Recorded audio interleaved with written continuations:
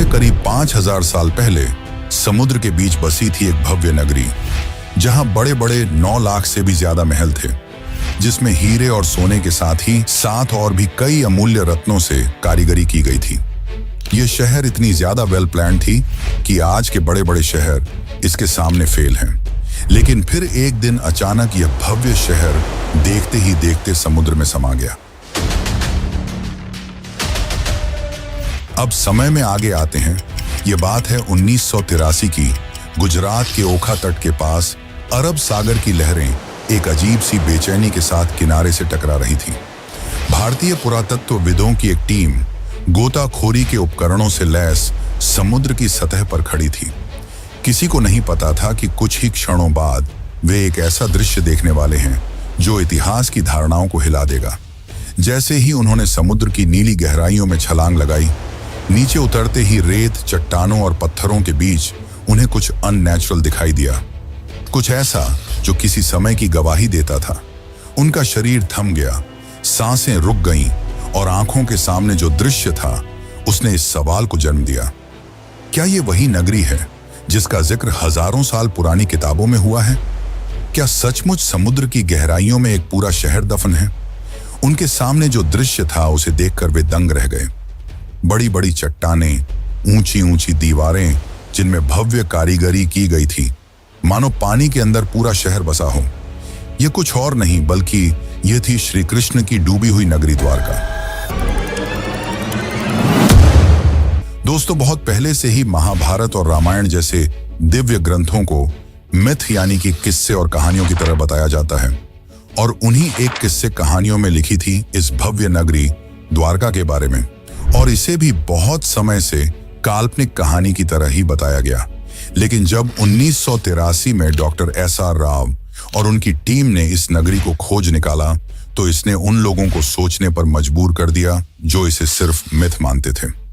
Doctor SR Rao ने detailed archaeological सर्वे और research के बाद यह कंफर्म किया कि यह वही द्वारका नगरी है जिसका वर्णन महाभारत और हरिवंश पुराण में मिलता है। तो आखिर ऐसा क्या हुआ कि द्वारका जैसी समृद्ध शहर एक ही झटके में पानी के अंदर समा गई, और रिसर्च के दौरान डॉक्टर राव और अन्य आर्कियोलॉजिस्ट को ऐसा क्या मिला जिसने उन्हें चौंका के रख दिया?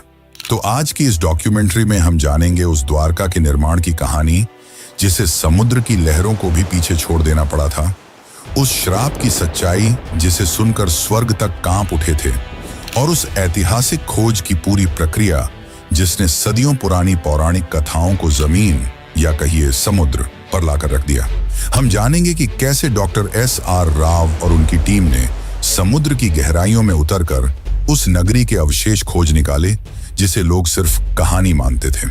हम यह भी देखेंगे कि कैसे आधुनिक काल में वैज्ञानिकों ने समुद्री तल में हजारों साल पुरानी दीवारें, स्तंभ, लंगर और कलाकृतियां खोजी जिनकी तारीखें महाभारत युद्ध से मेल खाती हैं। तो चलिए इस रोमांचक सफर की शुरुआत करते हैं, जहां पुराण, पुरातत्व और विज्ञान मिलकर उस नगरी की कहानी सुनाएंगे जो हजारों साल पहले स्वर्णिम थी, फिर श्रापित हुई और अंत में लहरों में समा गई। लेकिन उससे पहले अगर आपको वीडियो अच्छी लग रही है तो इसे लाइक करके कमेंट में हरे कृष्णा जरूर लिखें।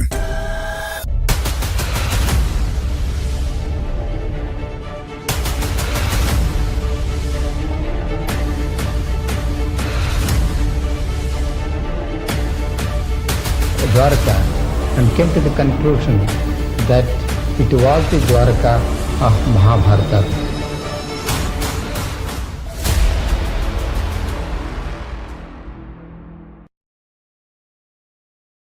बहुत समय पहले जब मथुरा में कंस का आतंक अपनी चरम पर था, तब श्री कृष्ण ने कंस का वध कर नगरवासियों को उसके अत्याचार से मुक्त किया, जिसके बाद श्री कृष्ण मथुरा में ही बस गए।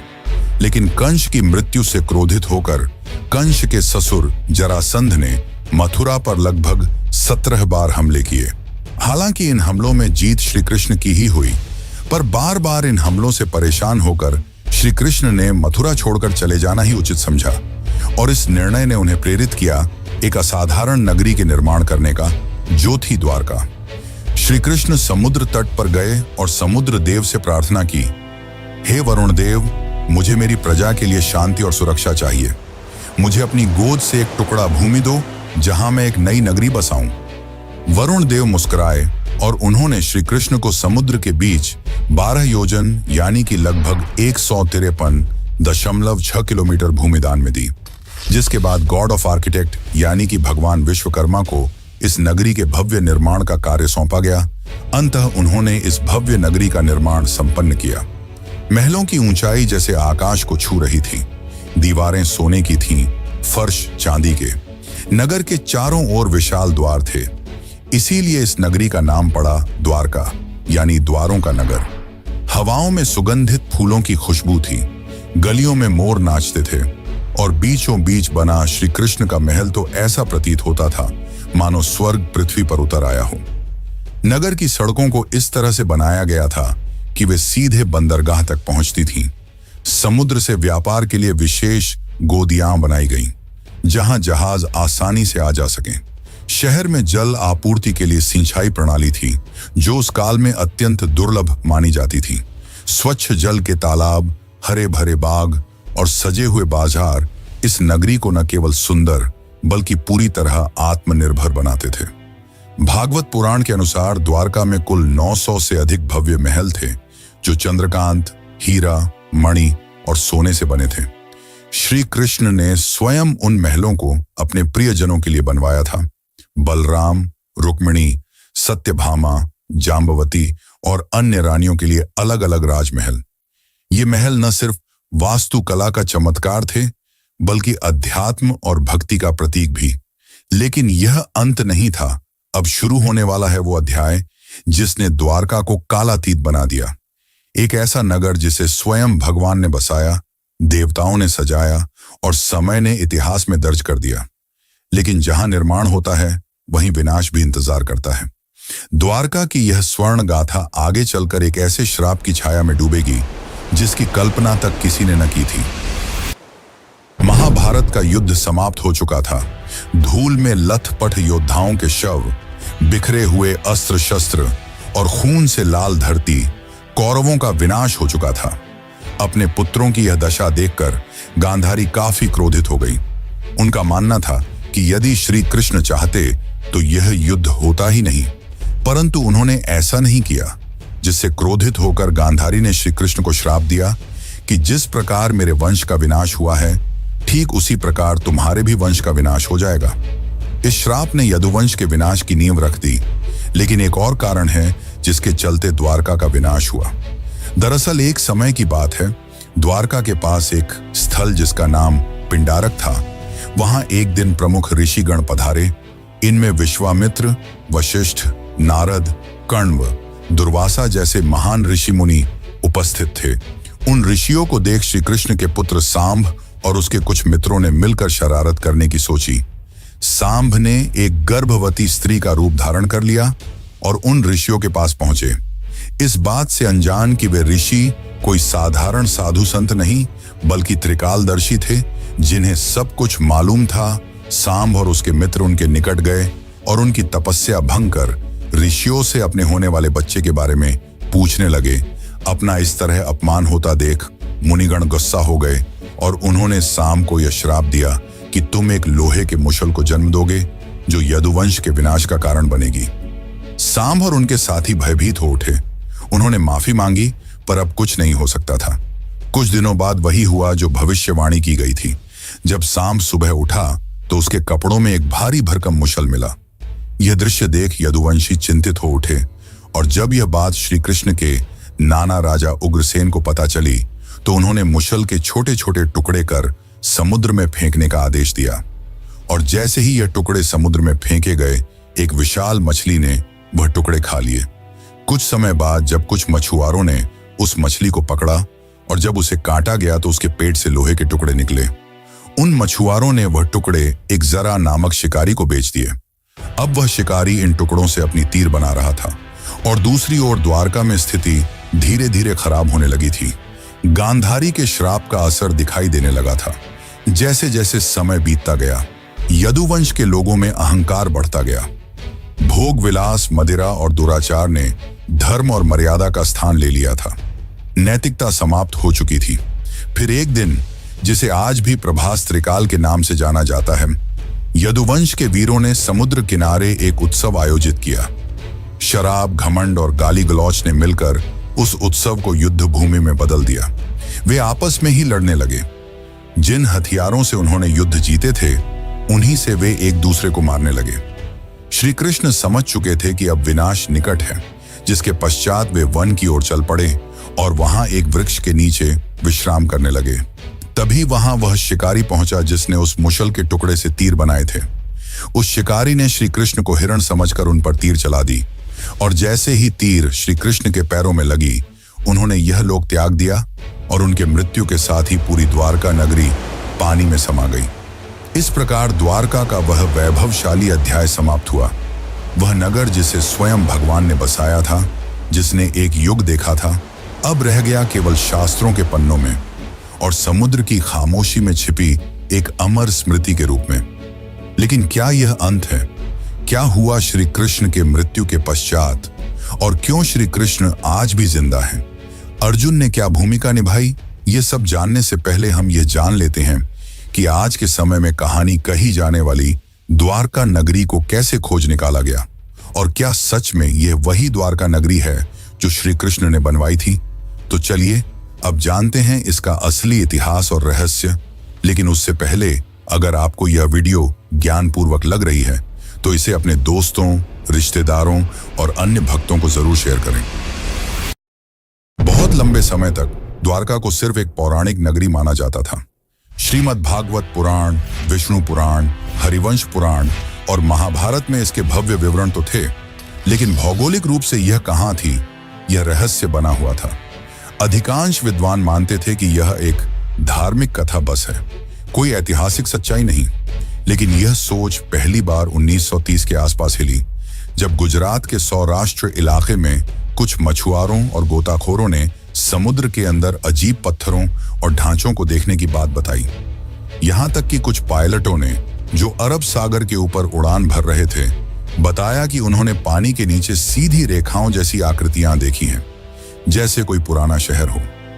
यहीं से उस राज की तलाश शुरू हुई जिसने एक प्राचीन कहानी को एक खोज में बदल दिया।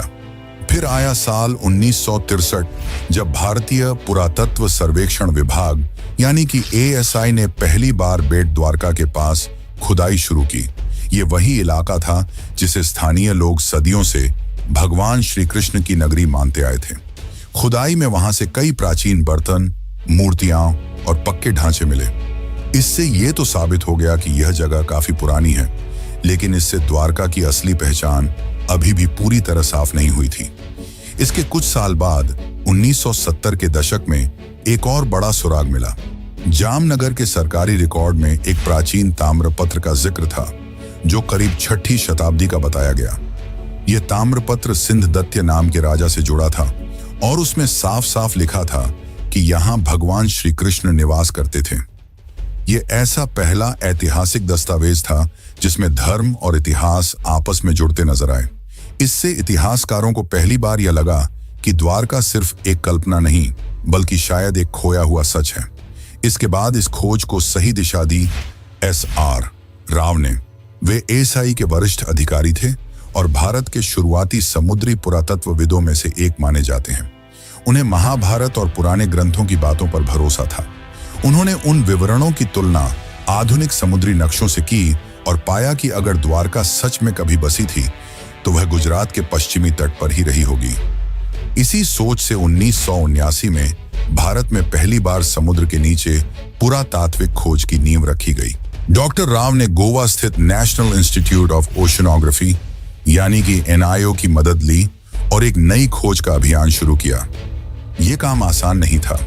न तो उस दौर में भारत के पास अच्छे उपकरण थे, न ही आधुनिक तकनीक।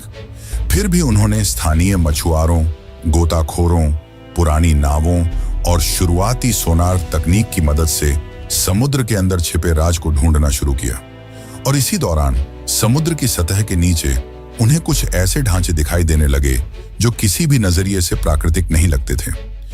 वहां पत्थरों की लंबी दीवारें थीं, बड़े बड़े खंभे थे और ऐसे लंगर भी मिले जो साफ बताते थे कि वहां कभी जहाज आते जाते रहे होंगे। यानी ये जगह एक पुराना बंदरगाह रहा होगा। लेकिन ये तो बस शुरुआत थी, असली खुलासे तो अभी बाकी थे। 1979 की खोज ने एक ऐसा दरवाजा खोल दिया था जिसके पीछे छुपी थी एक बहुत पुरानी, लगभग भूली हुई कहानी।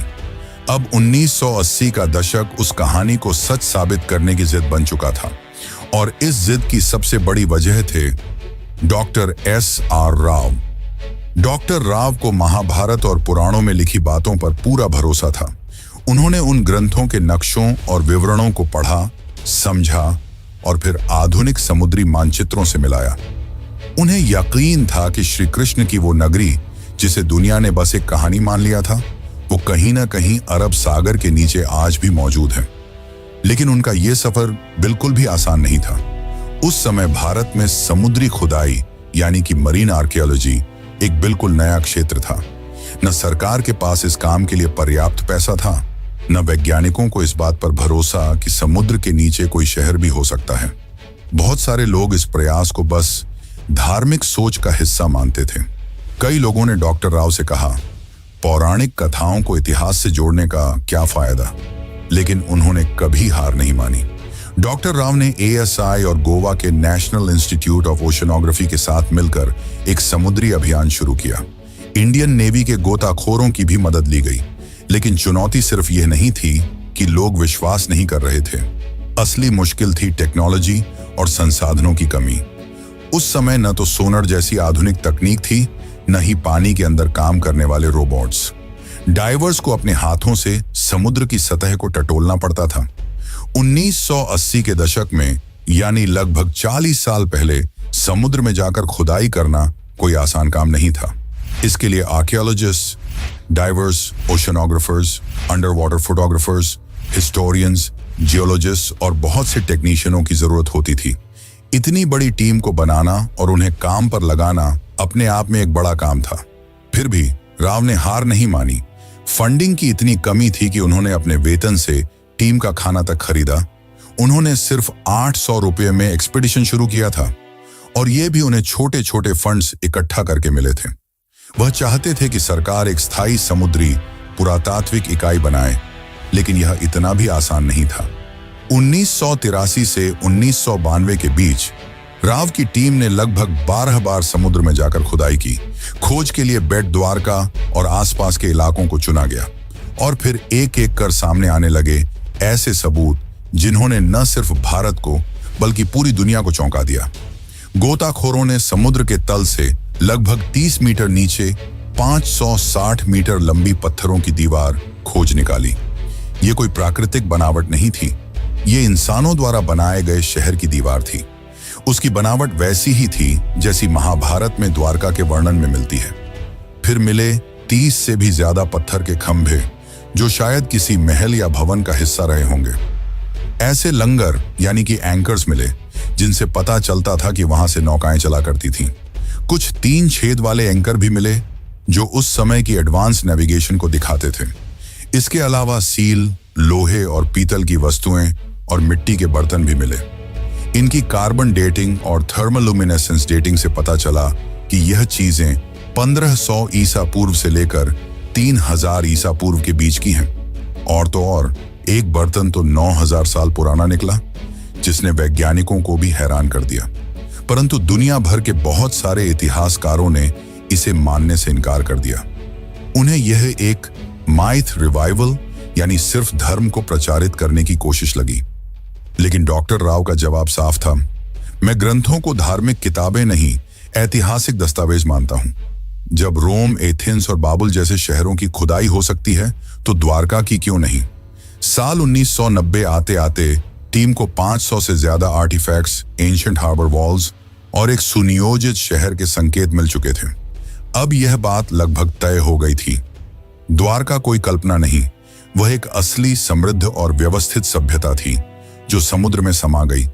लेकिन अभी तो सिर्फ सतह खुली थी। असली राज तो समुद्र के और अंदर छुपा था, और वहीं से शुरू होता है अगला अध्याय। 1990 तक डॉक्टर S.R. राव और उनकी टीम ने साबित कर दिया था कि द्वारका सिर्फ एक पौराणिक कथा नहीं, बल्कि एक डूबी हुई सच्ची सभ्यता थी। लेकिन अब जरूरत थी और भी ठोस वैज्ञानिक सबूतों की, ताकि दुनिया भी मान ले कि भगवान श्री कृष्ण की द्वारका असली थी और वाकई समुद्र में समा गई थी। इन सबूतों से यह तो साबित हो गया था कि द्वारका सिर्फ किस्से कहानियों में नहीं बल्कि सच में थी और काफी ज्यादा वेल प्लान थी। लेकिन उस समय फंडिंग की कमी की वजह से इसके रिसर्च को रोक दिया गया। फिर साल 2001 में इस दिशा में एक बहुत बड़ा कदम उठाया गया।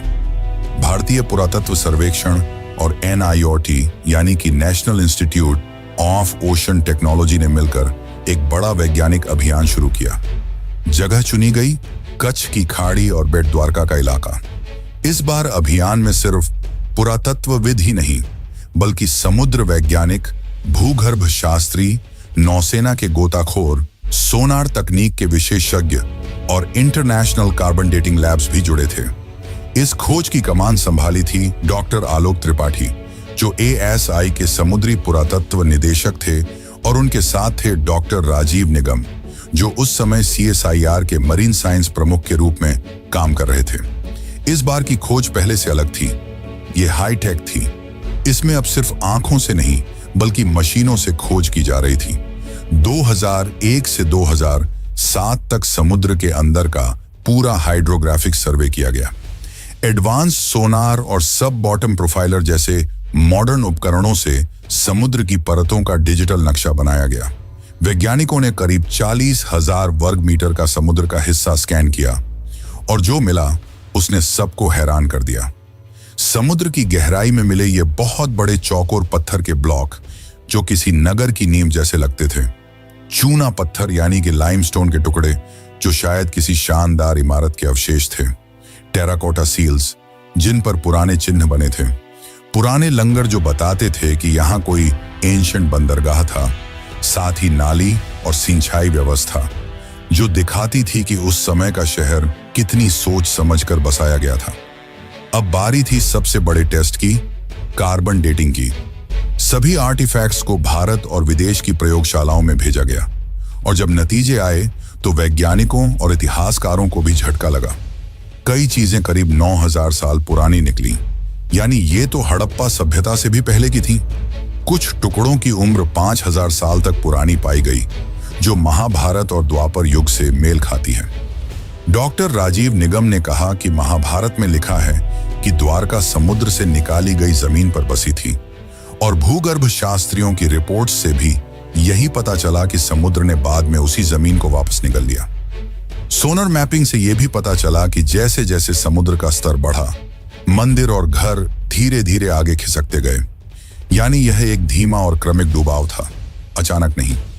A.K. सिन्हा, ASI के निदेशक ने बताया कि जमीन और समुद्र दोनों जगहों से जो अवशेष मिले हैं, उनके आकार, डिजाइन और बनावट में काफी समानता है, जो ये साबित करता है कि ये सब एक ही समय और संस्कृति से जुड़े थे। फिर आया साल 2007, जब नौसेना और ASI ने मिलकर तीसरा सबसे बड़ा अंडर वाटर एक्सकवेशन शुरू किया। पंचकुई बीच के पास से शुरू हुई इस खुदाई में लगभग 2 नॉटिकल मील के दायरे में फैली हुई मंदिरों की दीवारें, महल के खंडहर और जल निकासी प्रणाली मिली। यही वो पल था जब पहली बार दुनिया ने माना, द्वारका कोई कल्पना नहीं बल्कि एक सच है, एक पूरी सभ्यता जो समुद्र में समा गई। लेकिन फिर भी एक सबसे बड़ा सवाल बाकी रह गया, आखिर द्वारका डूबी क्यों? इसका धार्मिक दृष्टिकोण से तो हमने उत्तर जान लिया, अब जानते हैं वैज्ञानिक दृष्टिकोण से, और साथ ही जानेंगे आज के समय की द्वारका के बारे में। तो बने रहिए, क्योंकि हम जो आपको बताने वाले हैं वो आपको चौंका कर रख देगा। 2007 की खोजों ने यह साबित कर दिया था कि समुद्र की गहराइयों में कोई आम चीजें नहीं बल्कि एक पूरी बसी हुई और समृद्ध नगरी है। लेकिन एक सवाल अब भी रह गया था, आखिर ये नगर डूबा कैसे? क्या वाकई ये कोई श्राप था जैसा ग्रंथों में लिखा है, या फिर इसके पीछे कोई प्राकृतिक और वैज्ञानिक वजह थी? इन सवालों के जवाब ढूंढने के लिए वैज्ञानिकों ने रुख किया ओशनोग्राफी यानी कि समुद्र विज्ञान और जियोलॉजी यानी कि भूगर्भ शास्त्र की ओर। अब तक जो मिला था वो सब प्रमाण तो थे, लेकिन अब जरूरत थी समय को मापने की, ये जानने की कि जब द्वारका बसी थी तब समुद्र में ऐसा क्या हुआ जो वो सब कुछ निगल गया। इस पूरे शोध का आधार बना सी लेवल राइज थ्योरी। अमेरिका की SSCSM यूनिवर्सिटी के प्रोफेसर रेंस ने एक अध्ययन किया जिसमें अरब सागर के सी लेवल को 20,000 सालों के डेटा के जरिए ट्रैक किया गया था। इस रिसर्च के मुताबिक 9,000 साल पहले यानी करीब 11,000 साल पहले समुद्र का स्तर आज के मुकाबले 25 मीटर नीचे था। 5,000 ईसा पूर्व के बीच समुद्र अचानक बहुत तेजी से कई मीटर तक ऊपर उठ गया। वैज्ञानिक मानते हैं कि यह घटना किसी सुनामी या समुद्री आपदा का संकेत देती है। और ये सिर्फ अरब सागर में नहीं हुआ। जब वैज्ञानिकों ने दुनिया के बाकी हिस्सों से मिले सी लेवल डेटा से इस जानकारी की तुलना की तो कैरेबियन द्वीप, इंडोनेशिया और दक्षिण अमेरिका जैसी जगहों पर भी उस दौर में बड़ी बड़ी समुद्री हलचलें और सुनामी के सबूत मिले। इसका मतलब था कि यह घटना सिर्फ भारत तक सीमित नहीं थी, बल्कि पूरी दुनिया में उस समय कुछ बड़ा हो रहा था। और ठीक इसी समय महाभारत के अनुसार श्री कृष्ण ने पृथ्वी का त्याग किया था और कलियुग की शुरुआत हुई थी। अब सारे वैज्ञानिक और ऐतिहासिक सबूत एक ही तरफ इशारा कर रहे थे। द्वारका का डूबना कोई कल्पना नहीं, बल्कि एक सचमुच की ऐतिहासिक घटना थी जिसमें प्राकृतिक आपदा, समय का चक्र और शायद कर्मों की प्रतीकात्मक कहानी सब एक साथ जुड़ गए थे। और फिर आया साल 2024, जब भारत सरकार ने इस पूरे रहस्य को दुनिया के सामने लाने का फैसला किया। 25 फरवरी 2024 को प्रधानमंत्री नरेंद्र मोदी खुद गुजरात के पंचकुई बीच पहुंचे। उनके साथ थी भारतीय नौसेना, ASI, NIOT और वैज्ञानिकों की एक टीम जो स्कूबा डाइविंग से समुद्र की गहराइयों में जाने वाली थी, वहीं जहां श्री कृष्ण की नगरी कभी खड़ी थी। ये कोई आम डाइव नहीं थी, ये इतिहास से साक्षात्कार था। जैसे ही प्रधानमंत्री समुद्र में उतरे, वहां पत्थर के स्तंभ, लंगर, मंदिर की नींव और प्राचीन दीवारें दिखाई दी। मोदी जी ने खुद समुद्र की गोद में मोरपंख अर्पित किया, जो श्री कृष्ण की स्मृति और भारत की सनातन विरासत को फिर से जीवंत करने का प्रतीक था। इसके बाद उन्होंने द्वारिकाधीश मंदिर में जाकर श्री कृष्ण और रुक्मिणी माता के दर्शन किए। मंदिर की 52 गज की ध्वजा, जो हर दिन 5 बार बदली जाती है, आज फिर हवा में लहराई, मानो ये संकेत दे रही हो कि द्वारका की सच्चाई अब दुनिया के सामने है। आज की तारीख में द्वारका 2 भागों में बसी है। एक जो है जहां लाखों श्रद्धालु हर साल दर्शन के लिए आते हैं, और दूसरी जो समुद्र के नीचे है, जिसे आज पूरी दुनिया जानती है the lost city of Krishna के नाम से। इस 90 साल की खोज, संघर्ष और वैज्ञानिक यात्रा ने दुनिया को यह दिखा दिया कि श्रद्धा सिर्फ आस्था नहीं, वो इतिहास की नींव भी बन सकती है। द्वारका सिर्फ भारत की कहानी नहीं है, ये पूरी मानव सभ्यता की याददाश्त है, जो ये सिखाती है कि सत्य और संस्कृति को भुलाया नहीं जा सकता, चाहे वो कितनी भी गहराई में क्यों ना छुपा हो। और इसीलिए आज भी द्वारका जिंदा है, कभी मंदिर की घंटियों में, कभी समुद्र की लहरों में, और अब वैज्ञानिक रिपोर्टों में भी। तो चलिए मित्रों, अब चलते हैं अपने आखिरी अध्याय की ओर। शताब्दियां बीत गईं, युग बदले, राजवंश मिटे, सभ्यताएं उगती और गिरती रहीं, लेकिन समुद्र वो आज भी मौन है, शांत, गूढ़ और रहस्यमयी। उसकी लहरों के नीचे दबी द्वारका की नगरी आज भी जैसे किसी इंतजार में है, न जाने किसके लिए। शायद उसके निर्माता श्री कृष्ण के फिर से लौट आने के लिए, या शायद इस धरती के इंसानों के उस बोध के लिए जब वे केवल इतिहास नहीं, अपनी आस्था में छिपे सत्य को भी पहचानना सीखें।